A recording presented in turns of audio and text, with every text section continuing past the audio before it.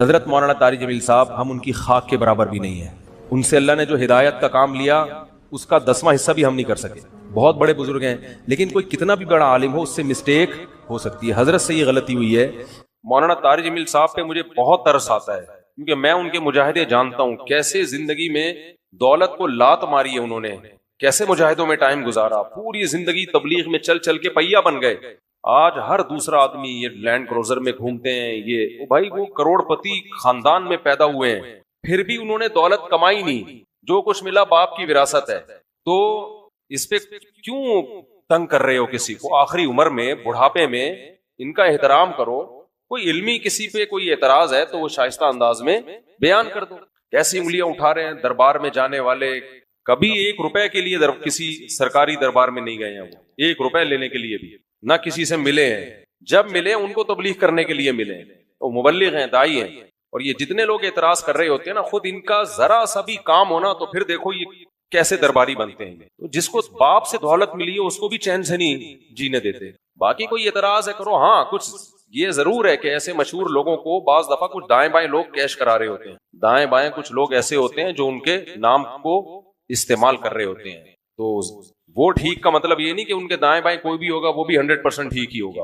بہت ہم نے بھی اپنے ساتھ دیکھا ہے. ہم تو اتنے بڑے آدمی ہیں نہیں، لیکن ہمارے نام کے منجن لوگ بیچ رہے ہوتے ہیں. ہمارے نام پہ کیا کیا 2 نمبریاں ہو رہی ہوتی ہیں. لیکن مولانا کو ہم ذاتی طور پہ جانتے ہیں، سخاوت کا دریا ہے، غریبوں کے لیے، مساکین کے لیے. اخلاق ان کے دیکھو یار، اتنا حوصلہ، اتنی برداشت میرے اندر تو نہیں ہے. صحیح بتا، عبادت گزار ہیں، تہجد گزار ہیں تو، لیکن طنز دیکھو، طنز دیکھو. ہر دوسرا آدمی مالداروں سے ملتے ہیں، غریبوں سے نہیں ملتے. تم نے ملتے ہوئے دیکھا ہے ان کو؟ غریبوں سے ملتے ہیں کہ نہیں ملتے؟ ان کی ویڈیوز آ جاتی ہیں جب دولت مندوں سے مل رہے ہوتے ہیں. ٹماٹر والے سے ملتے ہیں تو کوئی ویڈیو نہیں بنا رہا ہوتا، کیونکہ پروگراموں میں ویڈیوز بنتی ہے نا، ہر جگہ تھوڑی ویڈیو بنتی ہے.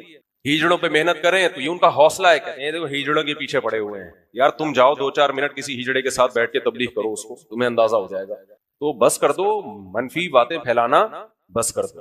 اور پتہ ہے یہ منفیت بار بار وہ بھی برا، وہ بھی برا، وہ بھی برا، وہ بھی ایسا، سب خراب ہیں. یہ صحیح ہے 4-6 آدمی بس دنیا میں جو کمنٹس کر رہے ہوتے ہیں نیچے. منفی سوچتے رہنے سے نا انسان ڈپریشن کا ڈبہ بنتا ہے اور تھوڑے دنوں میں اپنی موت خود ہی مر جاتا. مثبت سوچنا سیکھو، پازیٹیو سوچنا سیکھو. سمجھتے ہو وہ انٹرویو لیا نا ان سے پوڈ کاسٹ میں کہ آپ تو سادگی کی تعلیم دیتے ہیں اور خود آپ گاڑیوں میں گھومتے ہیں. تو سلیمان علیہ السلام سادگی کی تعلیم دیتے تھے کہ نہیں دیتے تھے، جن کا ہم واقعہ سن رہے ہیں؟ اور ایسا عرش رکھا ہوا تھا، آگے آ رہا ہے، ایسا تخت، لگژری تخت تھا کہ آپ کی سوچ جہاں ختم ہوتی ہے وہاں سے سلیمان علیہ السلام کا تخت شروع ہوتا ہے. تو دولت رکھنا سادگی کے خلاف نہیں ہے. سمجھتے ہو گے نہیں سمجھتے؟ ایک صاحب کہنے لگے MTJ کی پروڈکٹ کی قیمتیں دیکھو تو ہوش اڑ جاتے ہیں. تو مت خریدو نا، ساتھ والی غریب والی دکان سے خرید لو.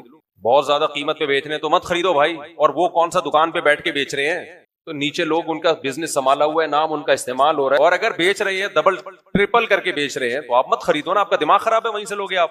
انہوں نے کہا ہے کہ جو میرے MTJ سے جو خوشبو نہیں خریدے وہ دار اسلام سے خارج ہے. مت خریدو یار، آپ بے وقوف ہو. تو پرسنل لائف میں اس طرح سے، جو میں نہیں کہہ رہا وہ فرشتے ہیں ان سے غلطی نہیں ہو سکتی، کوئی علمی لحاظ سے کسی پر کوئی اشکال ہو تو مہذب طریقے سے کیا جا سکتا ہے، وہ ٹھیک ہے. وہ تو اللہ کے پیغمبر کے علاوہ کوئی بھی غلطی سے پاک نہیں ہے. حضرت مولانا طارق جمیل صاحب ہم ان کی خاک کے برابر بھی نہیں ہیں. ان سے اللہ نے جو ہدایت کا کام لیا اس کا 10واں حصہ بھی ہم نہیں کر سکے. بہت بڑے بزرگ ہیں لیکن کوئی کتنا بھی بڑا عالم ہو اس سے مسٹیک ہو سکتی ہے. حضرت سے یہ غلطی ہوئی ہے کہ انہوں نے ایک بھری محفل میں یہ بتایا کہ گاؤں میں ایک عورت کے 10 بچے تھے تو میں نے اس عورت کو مشورہ دیا کہ آپریشن کر لو.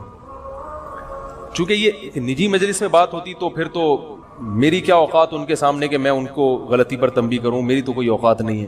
لیکن چونکہ ایک بھری محفل میں بات ہوئی ہے اور ان کی ایک بڑی ویلیو ہے، اہمیت ہے، بہت سے لوگ ان کے اس تبصرے سے، بہت سی عورتیں وہ مس گائیڈ ہو سکتی ہیں اور وہ آپریشن کرا سکتی ہیں کہ بچہ آئندہ. تو حضرت سے یہ خطا ہوئی ہے اور ہر آدمی سے ہو سکتی ہے خطا. ہمیں بات وہ لینی ہے جو اللہ اس کے رسول کی ہے. بات آئیے سمجھ. 10 بچے بھی ہو جائیں، 20 بھی ہو جائیں، عورت آپریشن. حضرت نے جو یہ ان کو مشورہ دیا نا اس گاؤں کی عورت کو، یہ غلط مشورہ دیا. غلطی ہوتی ہے، مجھ سے بھی ہوتی ہے، میں بڑی بڑی مسٹیک کرتا ہوں اور ہم سے تو زیادہ ہوتی ہے، ان سے کم ہوتی ہے.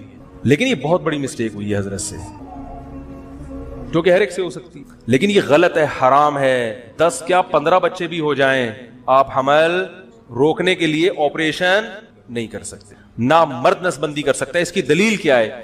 دلیل اس کی یہ ہے کہ اللہ نے انسان کو اس کے جسم میں کانٹ چھانٹ کی اجازت نہیں دی ہے. خودکشی کیوں حرام ہے؟ آپ اپنے آپ کو مار نہیں سکتے. آنکھ پھوڑنا جائز ہے اپنی، کیونکہ آنکھ میں دیکھنے کی طاقت ہے. آپ کو یہ اجازت نہیں ہے کہ آپ اپنی آنکھ سے دیکھنے کی طاقت ختم کر دیں. کانوں میں اللہ نے سننے کی طاقت رکھی، آپ کان کی خودکشی نہیں کرا سکتے. یعنی جیسے پورے اپنے آپ کو نہیں مار سکتے تو کسی عضو کو بھی نہیں مار سکتے آپ. بات آ رہی ہے سمجھ میں؟ تو اسی طرح یاد رکھو، عورت میں جو اللہ نے قوت تولید رکھی ہے، کوئی ایسا طریقہ اختیار کرنا کہ یہ سرے سے قوت ہی ختم ہو جائے، تو عورت نے اپنے اس عضو کو ناکارہ بنا دیا. تو جیسے آنکھ کو اندھا بننا جائز نہیں آپ کے لیے، ناک کاٹنا کان کاٹنا جائز نہیں، تو اسی طرح عورت کے لیے قوت تولید ختم کرنا حرام ہے، کیونکہ یہ قرآن کے بالکل خلاف ہے. قرآن میں آتا ہے کہ شیطان نے یہ کہا کہ میں ان کو حکم دوں گا فَلَا يُغَيِّرُنَّ خَلْقَ اللَّهِ، اللہ یہ اتنے باغی ہو جائیں گے کہ تیری بنائی ہوئی تخلیق کو تبدیل کرنے شروع کر دیں گے. یعنی تو نے جو جس ڈیزائن میں پیدا کیا ہوگا نا، اس تخلیق کو کیا کر دیں گے یہ. تو عورت میں اللہ نے تولید کی صلاحیت رکھی ہے. عورت وقتی طور پر حمل روکنے کی تدبیر اختیار کر سکتی ہے کسی ضرورت سے، جیسے صحابہ بھی کرتے تھے، لیکن قوت تولید کو کسی قیمت پہ ختم نہیں کر سکتی. یہ پھر اللہ کی بنائی ہوئی تخلیق کو کیا ہے، اور یہ سب کے نزدیک حرام. دیوبندی بھی علماء بھی حرام کہتے ہیں، بریلوی علماء بھی حرام کہتے ہیں، اہل حدیث بھی اس کو حرام کہتے ہیں، کہیں سے بھی فتویٰ لے لو. عرب علماء بھی حرام کہتے ہیں، عجم کیا کیا باتیں آتی ہیں دماغ میں کھوپڑی میں. ابھی میں ایک واقعہ سنایا نا، جس نے مجھے سنایا تو بس میں آنکھوں سے ضبط نہیں کر پا رہا تھا. حضرت مولانا طارق جمیل صاحب کا واقعہ ہے. ایک شخص آیا مجھ سے ملنے کے لیے، خواجہ سرا ہے. میں تو پہلی دفعہ زندگی میں کوئی خواجہ سرا مجھ سے ملا. میں سمجھا کہ پراپر آدمی، اتنی بڑی اس کی داڑھی اور رنگ ماشاءاللہ بڑی مردانہ وجہ. لیکن جب بات چیت کا انداز ہوتا ہے تھوڑا سا، وہ ایٹیٹیوڈ سے اندازہ ہو گیا کہ یہ مکمل مرد نہیں ہے. تو اس نے مجھے خود بتا دیا میں خواجہ سرا ہوں. میں نے کہا بھائی ہم سے ملنے کے لیے کیسے آئے آپ، اتنی بڑی داڑھی آپ کی. اس نے اپنا جو واقعہ سنایا نا، میں 3 دفعہ وہ واقعہ سناتے ہوئے رویا ہوں. اور جب وہ سنا رہا تھا اس وقت میرے آنکھوں سے آنسو نکل رہے. اس نے یہ ابھی بھی میرا بیان سنتا ہے وہ. اس نے واقعہ سنایا کہ میں جب پیدا ہوا تھا نا، تو میں خواجہ سرا تھا.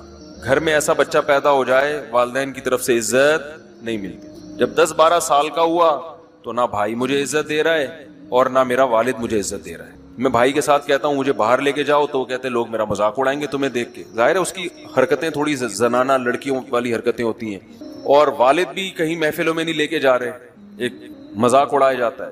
کہنے ایک دفعہ میں کہیں گزر رہا تھا تو یہ جو ہوتے ہیں نا خواجہ سراؤں کی پوری ایک جماعت تھی، انہوں نے مجھے پہچان لیا، دیکھا اتنا اچھا. اس وقت نہ اس کی داڑھی، اور یعنی اس میں خواتین والی ہی علامتیں تھیں زیادہ.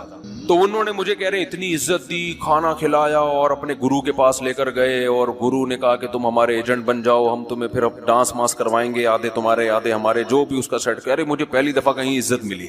تو لیکن میرے ابا کو پتہ چل گیا، تو ابا نے لا کے طبیعت سے کوڑ دیا، ٹھیک ہے نا، کہ دوبارہ ان میں نہیں بیٹھنا.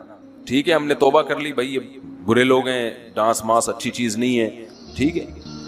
تو اب کیا ہوا، کہتے ہیں کہ پھر جو ہے نا کچھ دنوں میں کہیں کسی سے جھگڑا میرا ہوا کسی بات پہ، تو اس نے انتقام لینے کے لیے شکایت لگا دی ابا کو کہ یہ دوبارہ ان کے پاس گیا، حالانکہ وہ جھوٹی شکایت.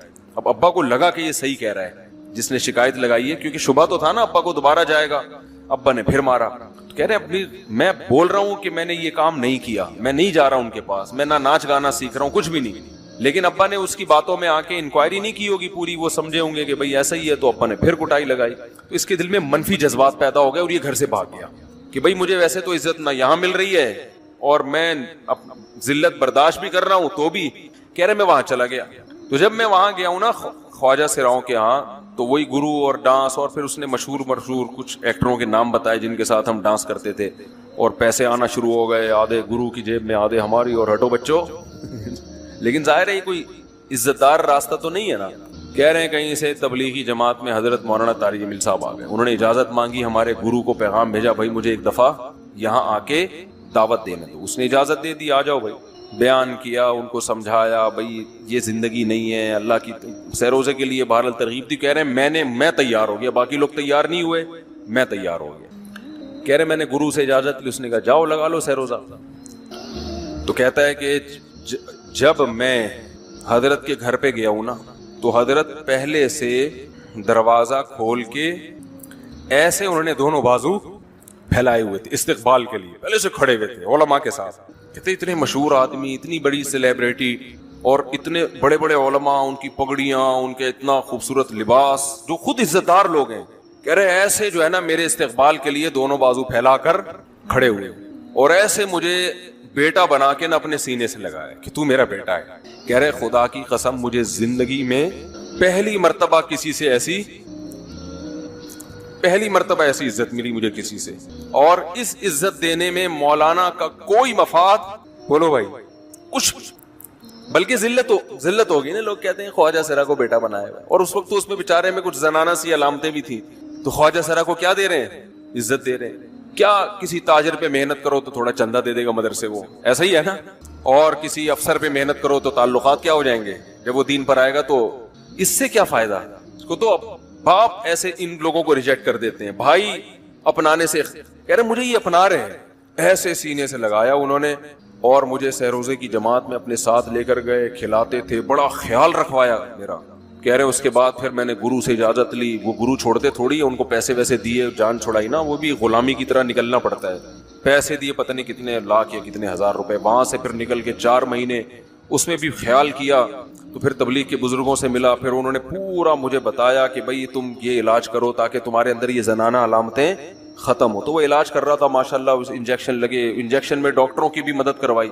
یہ ایسی این جی او ہے میرے بھائی جس کو کوئی بھی این جی او نہیں کہتا، نہ ان کے کوئی اشتہار آ رہے ہیں. کتنے لاکھوں لوگوں کو اس طرح سے یہ لے کر بھی آئے اور ان کے مسائل بھی حل کیے، مگر نہ کوئی ویڈیو بن رہی ہے، نہ کوئی اشتہار آ رہا ہے. یہ تو اس نے خود مجھے بتا دیا نا، اور اس نے کہا ایسے سینکڑوں لوگوں کے ساتھ ہوا ہے. تو اس کی ماشاءاللہ اب داڑھی نکل گئی. اس نے کہا آہستہ آہستہ میں اللہ سے امید ہے کہ مکمل مرد بن جاؤں گا میں. تو یہ ہے وہ دعوت جس میں آپ کا کوئی مفاد، بولو. تو دعوت کے کام میں جب تک اس درجے کا اخلاص نہیں ہوگا اس وقت تک آپ کی دعوت میں جان پیدا نہیں ہوگی.